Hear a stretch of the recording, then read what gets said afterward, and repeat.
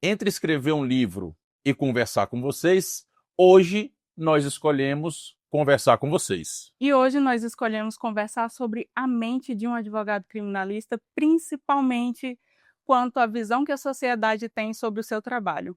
Então, doutor Carlos, como é você, como advogado criminalista, lidar com a reação da sociedade quando você é contratado para atuar em um caso? Doutora, com muita tranquilidade, muito embora eu lamente certos comportamentos, certas visões, eu encaro isso com muita tranquilidade, porque no fundo, eu sei o que é que eu estou fazendo. Eu sei que, em última instância, o advogado criminalista ele não está defendendo aquele cliente, ele está defendendo a sociedade. A gente vai entender o motivo dessa minha colocação.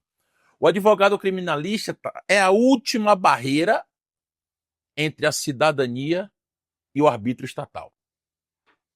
Então é assim que eu vejo a minha atuação e olho para aqueles que criticam, torcendo para que um dia eles não se vejam sentados à frente de um advogado criminalista. Como já aconteceu muitas vezes, eu já advoguei para pessoas que achavam o trabalho do advogado criminalista uma coisa assim que deveria ser eliminada. E se viu frente a frente um advogado criminalista. E o argumento sempre é: olha, mas comigo é diferente. Ok, mas e naqueles casos em que o cliente confessa para você que cometeu aquele crime, que ele mesmo fez, então não é a sociedade que está imputando algo, o próprio cliente fala para você que ele cometeu aquele crime, como é defendê-lo? Também, doutora, algo muito tranquilo. Nem toda defesa tem por objetivo absolver o réu. Muitas vezes o que se procura é a correta aplicação do direito penal. E é muito bom deixar claro, doutora, que nós não podemos inverter a lógica processual. Não se parte do culpado para o processo, se parte do processo para o culpado. Ah, mas ele confessou. Ok, ele confessou. A confissão não é mais a rainha das provas. A confissão isoladamente não serve para condenar ninguém, até porque sabemos que a confissão pode ser fruto de tortura, a confissão pode se dar com o intuito de proteger o verdadeiro autor do fato. Mas, respondendo objetivamente a sua pergunta, que eu acredito que muita gente tem essa, digamos, curiosidade. Então a pessoa senta na minha frente e diz, por exemplo, olha, fui eu que fiz, que matei. Senta, respira. Aliás, ninguém deve fazer nada antes de consultar um advogado criminalista. Tudo bem que você provavelmente não vai sair por aí matando ninguém, mas qualquer coisa do gênero tem que se conversar com um advogado criminalista antes. Então, doutora, nós temos que entender de que forma o Estado vai agir. O que é que se vai fazer? O advogado pode perfeitamente apresentar o cliente dele. Aliás, isso acontece muito. Sim. Chega o cliente, decreta sua prisão preventiva e é o advogado criminalista que vai dizer: olha, nós vamos fazer a sua apresentação, resguardar os seus direitos e vamos atuar no processo. Não tenha dúvida, doutora, sempre há espaço para a atuação do advogado criminalista. Porque, como eu disse, nós buscamos a correta aplicação do direito penal. E é muito fácil encontrarmos casos, principalmente esses midiáticos, em que se quer atropelar as coisas, em que se quer aplicar um direito penal mais gravoso do que ele realmente é. Já que você tocou no assunto sobre esses casos midiáticos, vamos utilizar um como exemplo, que seria o caso daquele senhor que trancou a criança no buraco. Ok, o resultado foi outro, ele foi linchado e morto, mas se ele não tivesse sido linchado e morto, como seria a atuação de um advogado criminalista nesse caso em específico? Doutora, primeiro a gente tem que lamentar muito esse tipo de coisa. Aí alguém diz: ah, mas a sociedade não aguenta mais. Eu entendo esse sentimento.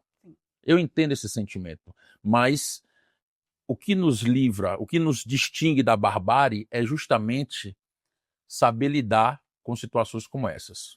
Mas, enfim, a primeira coisa, você que pensa em ser um advogado criminalista, você que tem dúvidas quanto a isso, você que não entende ainda como é a atuação aqui pelos bastidores,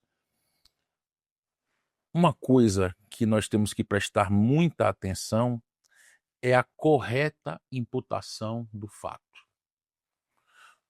Trancou a criança num buraco. Que crime é esse? A criança morreu. Que crime é esse? Nós estamos diante de um homicídio? Nós estamos diante de tortura com resultado morte? Nós estamos diante de extorsão mediante sequestro com resultado morte? Estupro. Estupro? Primeira coisa a se fazer isso. Por quê?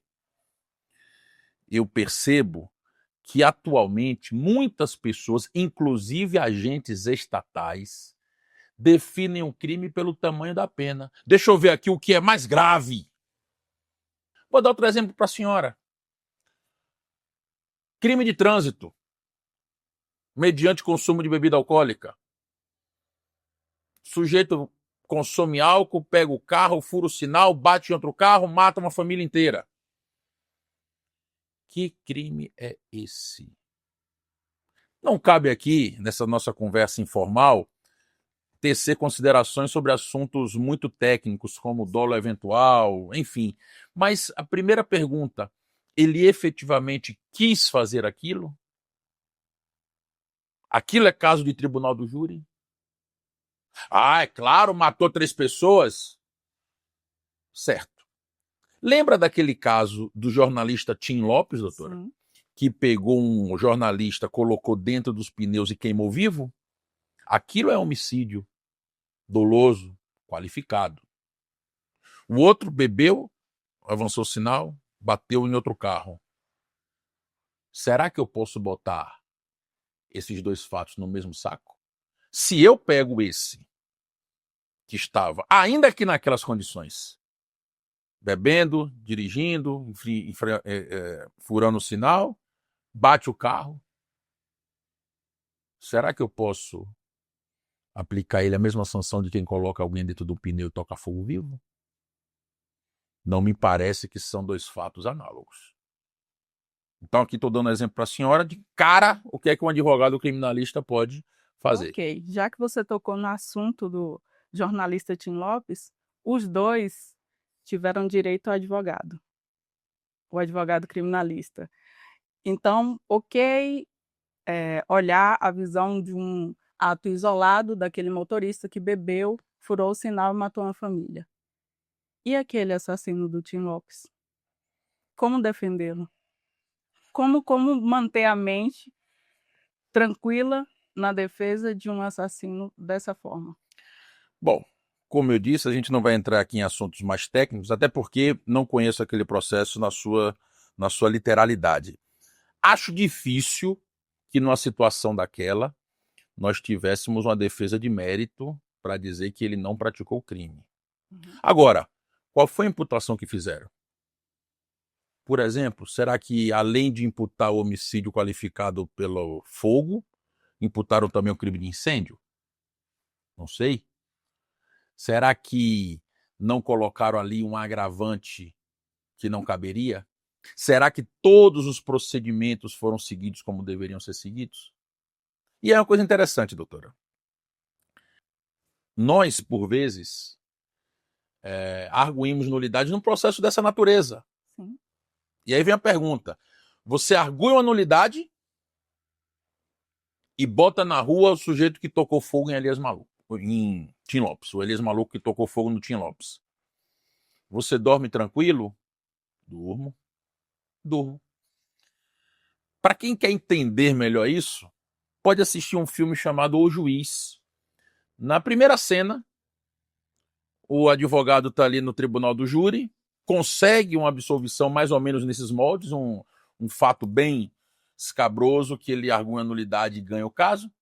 E aí ele vai ao banheiro, o advogado. O promotor vai atrás, chega para ele e diz: você sabe que ele é culpado. Você não fica perturbado sabendo que você está devolvendo o culpado para a sociedade? Ele disse: bom, se ele fosse tão culpado assim, você teria conseguido provar isso. E você não conseguiu. É o seu trabalho provar. Então, fundamentalmente, é isso. O Estado tem regras a seguir. O Estado tem limites. E quando eu arguo a nulidade num processo daquele, essa nulidade é reconhecida, eu estou dizendo ao Estado, não interfira na liberdade do indivíduo, senão dentro das regras. Então, podemos entender que a função do advogado criminalista seria justamente essa, resguardar essa liberdade de forma que o processo ele corra da melhor forma possível, sem qualquer nulidade, garantindo os direitos, inclusive humanos, né? Sim. Do réu. Sem dúvida. Eu diria, senhora, garantir que a liberdade da sociedade como um todo seja um bem acima de qualquer questionamento. Uma coisa que eu digo sempre, doutora, que eu perguntava aos meus alunos em sala de aula, ainda pergunto, o que é um juiz criminal? O que é um juiz criminal? Vamos pensar direitinho. A figura do juiz criminal, ela é relativamente recente. 300 anos, aproximadamente, onde tivemos aí uma autonomia, né? Uhum. Antes disso, o Estado não punia? Punia. O Estado não prendia? Sim. Prendia. O Estado não matava? Matava. O Estado não tirava os bens? Tirava. Como é que eu posso dizer que o juiz é aquele que aplica o direito penal, que prende?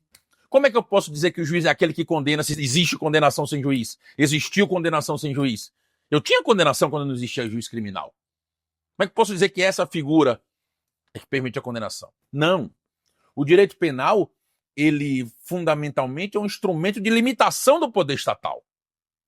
É a partir do direito penal, lá Hammurabi, 4.000 anos atrás, olho por olho, dente por dente, aquilo ali estabeleceu uma proporcionalidade, limitação. Então o direito penal é isso, é limitação do poder estatal. O direito penal diz ao Estado, Estado, você só pode punir nessas circunstâncias. E aí eu vou incluir o processo penal também. Você só pode punir nessas circunstâncias. E quem é o juiz? O juiz é o servidor público, é o agente político que vai dizer ao Estado, vou verificar se estão presentes as condições para você poder exercer o seu poder punitivo. Então diria, sob essa perspectiva, que o juiz é aquele que autoriza o Estado a punir. O juiz criminal não é que prende, até porque você pode ter prisão sem ordem judicial. Sim. Prisão em flagrante, por exemplo. Então, o juiz criminal não é aquele que prende. O juiz criminal é o que solta. Ele existe para isso. Infelizmente, essa não é uma visão de muitos juízes por aí, que entendem que estão sentados na cadeira para punir. Não, não estão. Quem está é o Estado acusador. Ele está ali para garantir que o Estado não transborde dos seus limites para punir o cidadão. Então, não existe nenhum tipo de conflito pessoal quando se exerce a defesa de quem quer que seja, por conta dessa circunstância. Eu estou limitando o poder do Estado. Então, a análise que um advogado tem que fazer, na verdade, não é sobre o crime, não é sobre a pessoa, mas o trabalho que ele pode ser feito ali na atuação para resguardar esses direitos da sociedade. O advogado criminalista, ele não defende o crime. Ele defende o acusado de praticar o crime. O advogado criminalista não compactua com o fato. Se a senhora me perguntar, você já abriu mão de alguma defesa? Sem dúvida, por motivos pessoais. E por quê, doutora? Porque eu percebi que naquele caso, as minhas paixões pessoais tendiam a se colocar acima da minha capacidade técnica de pensar sobre o fato. Eu não quero. Não faria bem para mim, não faria bem para aquele cliente. Então eu abro mão também sem problema algum. Sem problema algum. Se eu percebo que eu não vou ficar bem trabalhando naquele caso, E não tenho dúvida nenhuma de abrir mão. E isso é importante ser falado aqui, porque muitos advogados estão assistindo e a dúvida que tem é: eu sou obrigado a aceitar tudo, já que eu sou um advogado criminalista, mesmo aquela questão em que minha convicção pessoal vai contra aquilo que eu estou defendendo? Então, partindo desse ponto de vista, é melhor recusar do que fazer uma defesa de algo que você não acredita. Ou que, de alguma forma, compromete a sua isenção para pensar tecnicamente naquele caso. Então, da mesma forma que um juiz tem que ser imparcial no julgamento de uma causa, o próprio advogado não pode deixar interferir essas questões pessoais na sua atuação. Eu tive um professor na faculdade que dizia: o advogado que advoga em causa própria é um louco com a caneta na mão. Esse é um exemplo de uma situação em que o advogado não pode atuar em causa própria e nas causas que lhe são caras pessoalmente, a ponto de interferir na sua atuação. Eu lembro de um caso, doutora, bem interessante no qual eu trabalhei. A gente vai tratar sobre ele eventualmente aí no futuro, mas só para a gente ilustrar isso. Eu fui convidado para trabalhar no caso e era um caso de estupro de vulnerável. Uma pessoa já, então, na época da defesa, idosa, acusada de praticar diversos crimes sexuais contra crianças. Eu olhei a situação e vi claramente que era caso de prescrição superveniente. Ele já tinha mais de 70, prescrição pela metade, pena em abstrato, enfim. E não tive problema nenhum em arguir aquela prescrição. Problema nenhum. Mas interessante, doutora, foi despacho com a juíza. Levei, disse: doutora, tem uma situação aqui, né? O caso estava com audiência marcada. Eu levei para ela, para ver se ela reconhecia a prescrição e cancelava a audiência. Ela olhou para mim, olhou para o papel, olhou para mim e disse: doutor, eu não vou reconhecer essa prescrição. Se o senhor quiser, vá para o tribunal. Eu não vou fazer isso. Para ela dormir de consciência tranquila, era melhor condenar do que reconhecer uma prescrição. Exatamente. Agora veja, ela não teve, eu vou usar uma palavra forte, a decência de arguir a sua suspeição. Ela poderia fazer isso. Sim. Olha, sou suspeita aqui para atuar nesse caso, não vou atuar. Pelo visto, deveria, né? Deveria. Resultado, ela não reconheceu a prescrição, manteve a audiência, eu fui com habeas corpus para o tribunal e o tribunal extinguiu a punibilidade. Como é que eu posso, doutora, como advogado, olhar uma prescrição e dizer: não, mas esse crime aqui é muito bárbaro? A senhora sabe que eu trabalhei há algum tempo no Conselho Nacional de Justiça. Sim.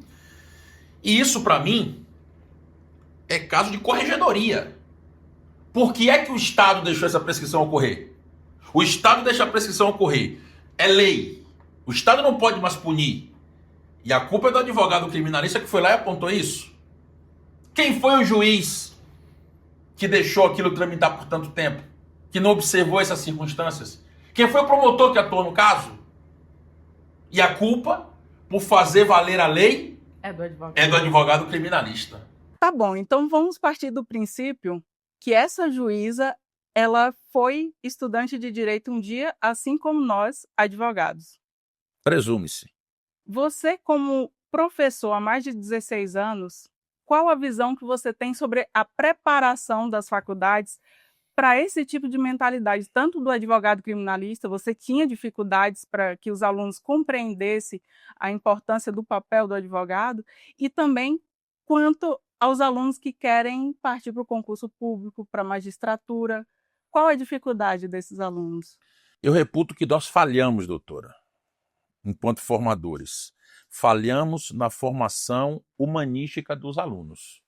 Porque o que eu percebia é que o aluno vem cru, Sim, da sociedade e chega lá. Tive muitos alunos que Não, estou fazendo direito penal porque não tem jeito, porque eu acho horrível, isso e aquilo. E eu, particularmente, eu acho que nisso a advocacia me ajudou bastante, eu, particularmente, procurava mostrar esse lado, de que nós somos, fundamentalmente, defensores da sociedade frente ao arbítrio estatal.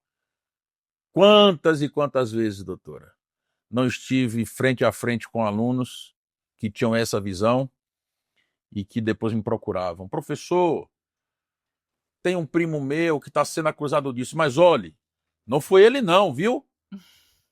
Professor, tem um primo meu que fez isso e aquilo. Ele é um menino bom, mas praticou esse erro. Sempre na perspectiva de que só merece uma defesa aquela pessoa que não cometeu o crime ou que fez esse crime de forma isolada. É, porque é assim, doutora. Os meus criminosos são diferentes dos seus. Sim. Mas eu digo uma coisa. Criminoso não é quem comete crime. Criminoso é quem o Estado diz que é criminoso. Não existe uma correspondência necessária entre a verdade formal dos autos e a verdade real. A verdade real, doutora, tanto quanto possível, ela tem que ser espelhada nos autos. Mas nem sempre é possível. E o que é que vai valer? É a verdade dos autos. O juiz é um terceiro, que não é onisciente. E uma coisa muito interessante. Tem gente que diz assim, como é que pode? O sujeito foi preso na favela com um fuzil e ainda tem que ter advogado, tem que ter processo. Invertendo a lógica. Invertendo a lógica. E aí reclama de juiz de garantias, reclama do reconhecimento de nulidades, quando é contra o outro. O que ele não percebe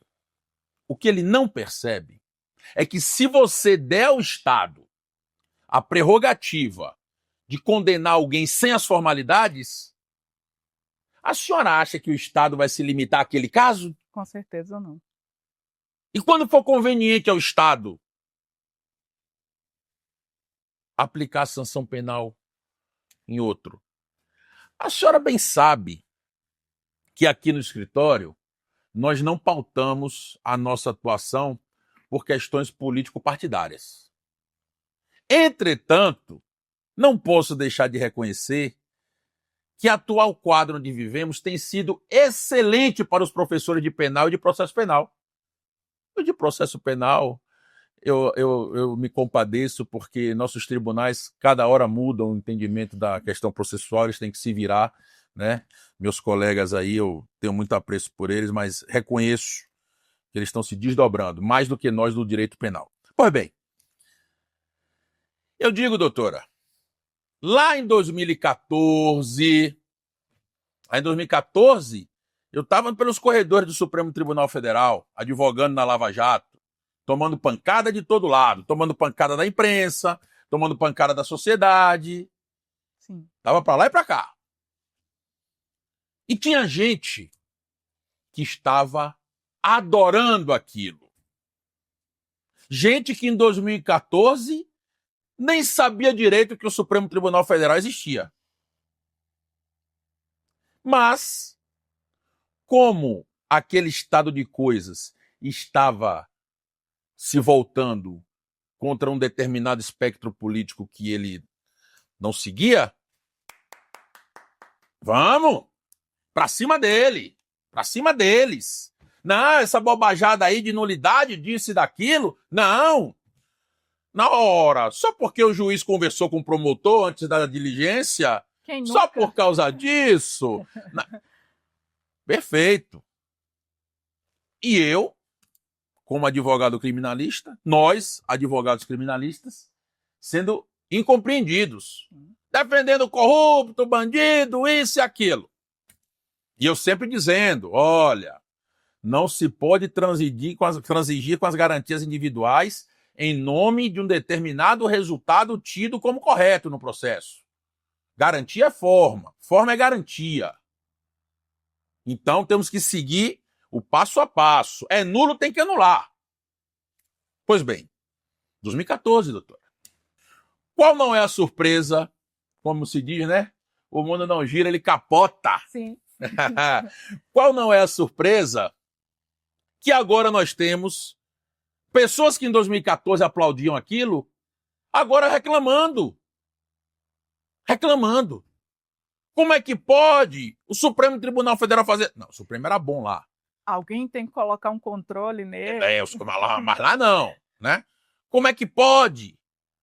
Pessoas que diziam, doutora, que o foro por prerrogativa de função era impunidade. Olha aí! Todo mundo quer ir pro Supremo. Tem até uma minissérie, o mecanismo, né? Sim. Que tem uma cena em que, quando falam que o processo foi pro Supremo, os presos começam a comemorar. Olha aí, vai pro Supremo, é impunidade. E eu explicando que não era bem assim. Ora, agora o mundo capotou. Quem dizia isso? Que absurdo! Mas por que tem que ser julgado no Supremo? E eu, doutora, com as pessoas com quem eu tenho liberdade, com quem eu não tenho compromisso de docência ou de cliente advogado, amigos, eventualmente. Eu digo, ora, não era você que reclamava que tinha muito recurso na legislação brasileira? Esse processo está do jeito que você queria, sem recurso. Sem recurso. Não, mas é porque... Não, mas você não dizia que o foro por prerrogativa de função era impunidade, agora está reclamando que vai ser condenado pelo Supremo? Não, mas é que... Não, mas é que o meu é inocente. É só quando O outro era culpado. Ele é inocente. Tá. Fulana de tal pichou uma estátua com batom. Está sendo acusada de golpe de Estado. Como pode? E aí, doutor, eu consigo, como eu disse, está ficando fácil para os professores de penal, porque a gente consegue ilustrar o que eu estou falando com a senhora com um exemplo prático. Sim. O direito penal é fruto de escolha política. Primeiro, no plano legislativo, onde se definem os crimes e se combinam as penas, e também no plano da aplicação. Uma pessoa pichou uma estátua com batom. Lembra quando eu falei com a senhora mais cedo que a primeira coisa a se fazer é definir o crime? Sim. Que crime é esse? E é o juiz, o agente político, que vai dizer isso. E o juiz entendeu que não era uma mera pichação, que era um atentado contra o Estado Democrático de Direito. Aqui eu não estou fazendo valoração nenhuma, até porque não conheço o caso também. Sim. Mas fica claro que está se reclamando de uma adequação típica que foi feita pelo Judiciário. Foi você que fez pouco caso das garantias individuais quando era contra o outro. E lá, quando você bateu palma, você encorajou. Você encorajou o desrespeito às garantias individuais. Agora, você está vendo por que elas existem. As pessoas em geral, doutora, têm a falsa impressão de que o judiciário ele é onisciente. Que se a pessoa é inocente, ela vai ser inocentada. Aquele ditado. Quem não deve, não teme. Ah, quem não deve é quem mais tem que temer. E é com isso que muitas pessoas vão à delegacia. Ah, eu não fiz, eu não preciso de um advogado. Porque se eu for com um advogado, vão achar o quê? Que eu sou culpado. Eu já sou culpado se eu for com um advogado. A senhora pense, eu já vi inquérito, doutor, em que o delegado escreve, causou estranheza a essa autoridade policial, o fato dele vir com advogado. Né? Para a senhora ver como é a mentalidade de alguns profissionais. Sim. Profissionais esses que sujeitam as pessoas durante a investigação, durante um processo. Como aquela juíza que eu dei exemplo aqui para a senhora, que se recusou a cumprir a lei. E aí que a gente valoriza as garantias individuais, quando é contra os nossos. E eu digo uma coisa para a senhora. Eu não mudei de lado. Meu lado é o da garantia da lei. Houve erros naquele caso? Diversos. Está havendo erros agora? Também muitos. Eu denunciei lá, quando advogava, naquele caso. Apanhei na página principal da Folha de São Paulo, quando reclamava do Supremo. Eu disse que os processos sigilosos do Supremo, lá naquela época, remontavam aos tempos medievais. Aí saiu a manchete. Advogado da Lava Jato diz que o Supremo adota métodos medievais. Pois é. E onde estavam os que reclamam do Supremo agora? Estavam aplaudindo. Eu estava questionando o Supremo lá. Eu estava a favor das garantias individuais. Eu estava tentando colocar limites na atuação estatal na persecução penal. E tinha gente querendo tirar esses limites para o Estado fazer o que quiser. E agora essas pessoas querem o quê? Colocar os limites. Colocar os limites. E aquelas pessoas que invertem a lógica processual, que acham que um culpado não tem nem que ser processado. Agora elas reclamam que está a caminho um julgamento de cartas marcadas. É exatamente isso. Quando se parte do culpado ao processo, o processo é mera formalidade, jogo de carta marcada. E agora quem pedia isso está vendo porque que não pode acontecer. E sabe qual é a minha tristeza, doutora? Qual? Apesar de ter essa profusão de exemplos práticos, tem gente que não entende.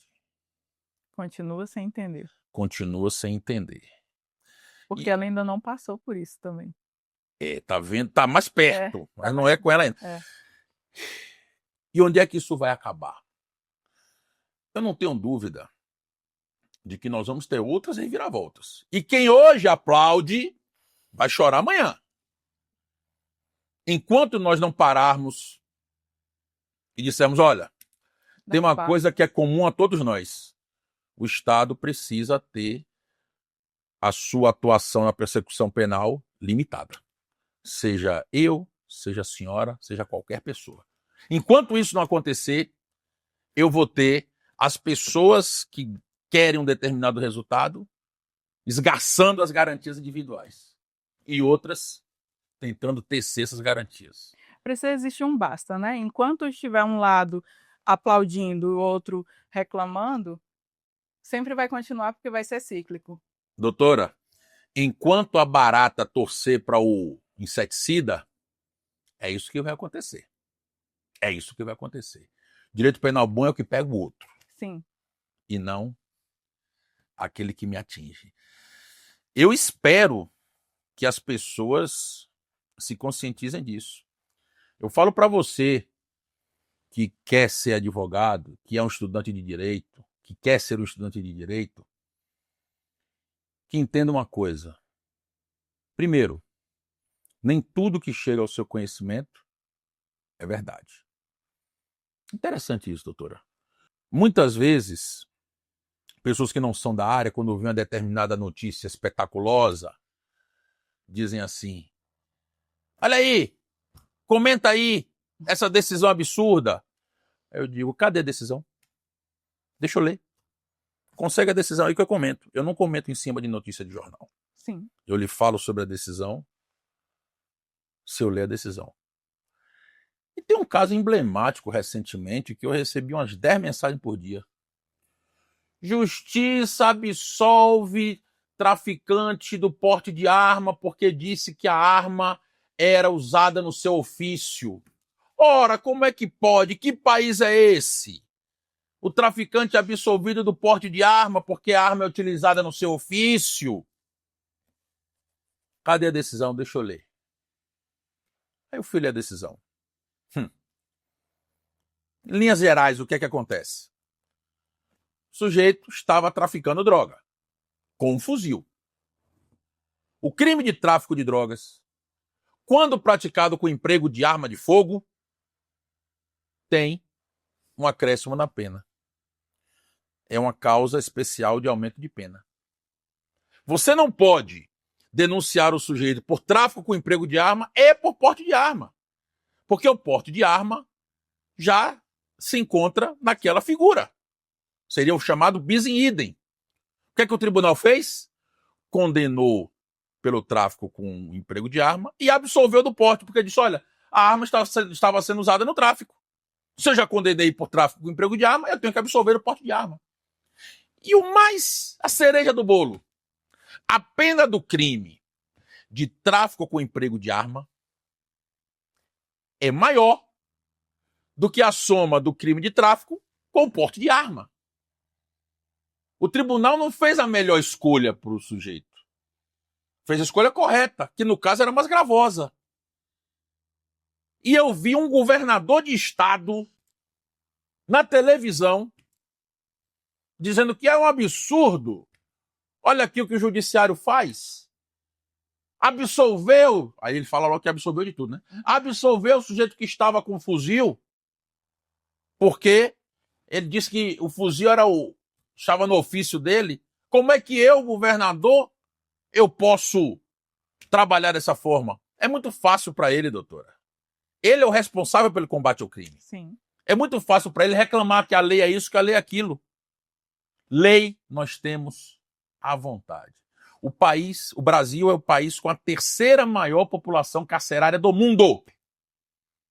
O Brasil prende muito e prende mal. Nós vemos pessoas encarceradas, temos vários casos aí de pessoas que não praticaram crimes violentos, que não têm histórico criminal, que poderiam estar com a medida cautelar, estão com a liberdade restringida. Por quê? Porque é muito fácil transformar qualquer um no inimigo público número 1. E como diz um desembargador do Tribunal Regional Federal da Primeira Região, antes, corajoso era o juiz que mandava prender. Hoje, corajoso é o juiz que manda soltar. Por incrível que pareça. Verdade. Doutor Carlos, agora, o direito penal, ele é a primeira paixão de um estudante de direito. No meu caso, a única. Ele entra na faculdade e se apaixona pelo direito penal.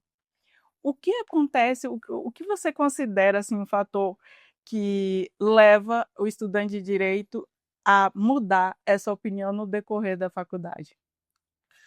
Olha só, doutora.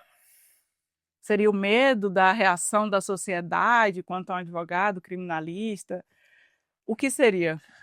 Dizem, né, que os homens se apaixonam pelas louras e casam com as morenas. Os estudantes se apaixonam pelo direito penal e depois pelo civil e tal. O direito penal é apaixonante. Eu vi outro dia um meme, né, que dizia assim: direito penal é melhor do que civil. Você já viu algum filme sobre fiança? Fiança é um instituto que tem repercussão dos delatos. Você já viu algum filme sobre contrato?